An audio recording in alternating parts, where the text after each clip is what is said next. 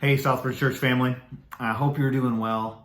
I just wanted to take a couple moments and update us on where we're at as far as our regathering plan as a church to be able to gather again in person. And as you know, when COVID hit about 5 months ago, I was actually in Israel with a team at the time, and everything for our church as far as Sunday morning was concerned went to online only. And God's done some incredible things with our online services. We've had people trust Christ that don't live within driving distance of our campus. And how amazing is that? All of heaven rejoices when one person turns to Christ. We read about that in the Gospel of Luke, in Luke chapter 15. And so I hope you rejoice in that. And we've got people that are from different states that have come to Christ. And some of you have invited relatives to watch the service online, and they live in a different state. You'll be able to connect with them. And God's done some amazing things, even in our small groups. I'll share a little bit more about that this coming Sunday. But as we've been thinking about it as church leaders and pastors, and we've just been talking about, there's some things that are really hard to duplicate in the online service. Things like if you've gone to church for very long, just think about times when you sat with another volunteer, you're serving in whether it's the hospitality team or the parking lot team or the tech team or in the nursery, and you're talking to somebody, a conversation you weren't planning on having. Or maybe it's not about a curriculum you just taught to the kids or something you just did or heard or learned. It's just a conversation, and they say something that impacts your relationship with God or your marriage or your kids, maybe the way you parent, maybe the job that you do, maybe it changes the trajectory of your life. You never know what God could do in those moments. And you think about when you come into one of the gatherings, and as you're coming, maybe you don't even talk to somebody, but you see somebody who's different than you and looks different than you and thinks different than you, and a lot of opinions they have are different than yours, but you go in and you sing the same songs.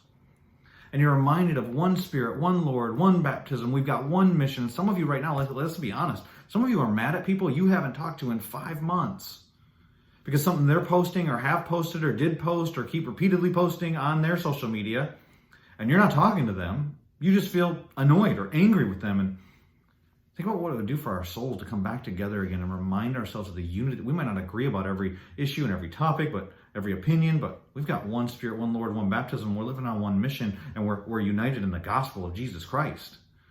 And to be able to sing those songs that remind us of that and hear the other people singing those songs and maybe to talk and maybe to talk through some of those issues together, but maybe it's unplanned conversations, but God does something in our souls in those moments.